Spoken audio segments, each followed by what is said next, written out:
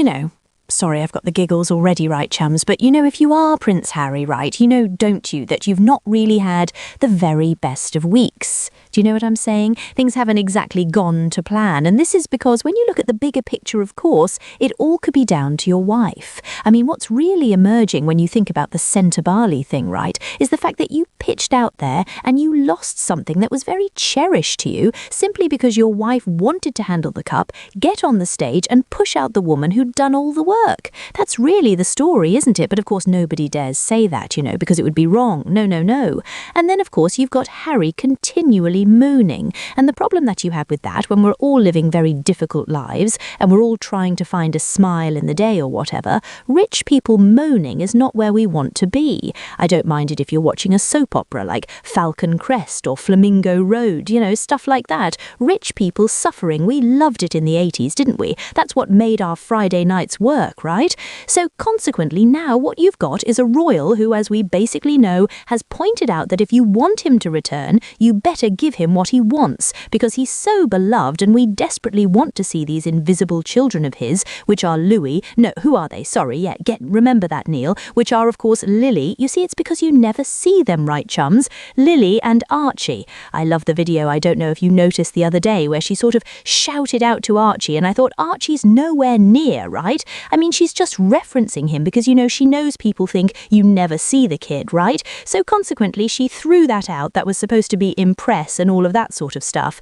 The bigger picture, though, of course, is everything hinges on whether, of course, he gets this particular stuff that he wants, right? Which is to be able to have this full security to come back over here to share his children with the public that really now doesn't care, because you put the barriers down, and now when it suits you, we're supposed to be really interested. That's simply because everything's gone sky upwards, right? Netflix, Spotify, everything. Nobody wants to know you. Now, the bigger picture now behind this is a couple of months back, if you remember, it was a done deal. Newspapers couldn't wait to perpetuate that story. That was when they still had a PR guru. Things are starting to get even worse behind the scenes, and they're getting political as ever.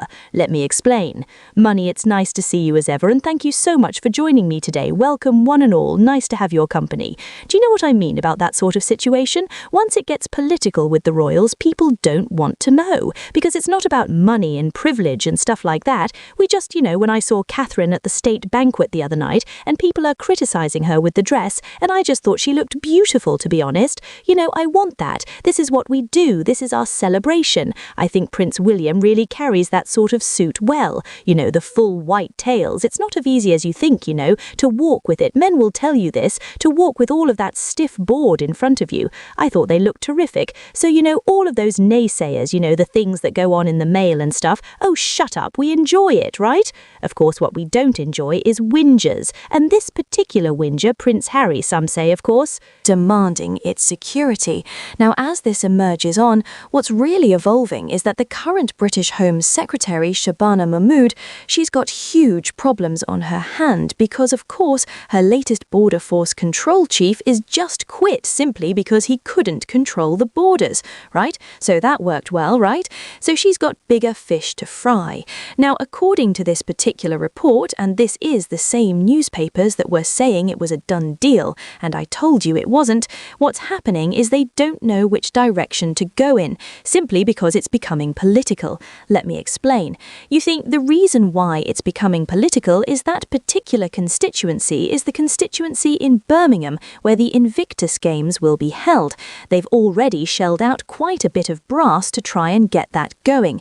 Now, of course, Harry banked on this, and remember I told you that he personally written to the Home Secretary and she had the letter framed in her office, right? Again, I have to say allegedly, but where that gets interesting is it's the fanboy stuff, isn't it? Now, of course, what they're worried about, and this is the bigger picture, is given all the scandals regarding the uncle, that's it, the former royal known as Andrew Mountbatten, right? Well, you know, the sort of public pain for people who are not here, it's not going to bode well. The hard workers like the Princess Royal, Her Highness Princess Anne, we don't mind. We see them, they're here doing work. Harry and Meghan, she what? Pops up, latches onto a friend in a red carpet, and then what? That's it, we're not bothered. So this is the difficulty. Now, politically, if they do give him this, then this will create a bit of an uproar, to say the least, and I've told you this before. The other problem that you have is if she doesn't give him it, he may now not turn up.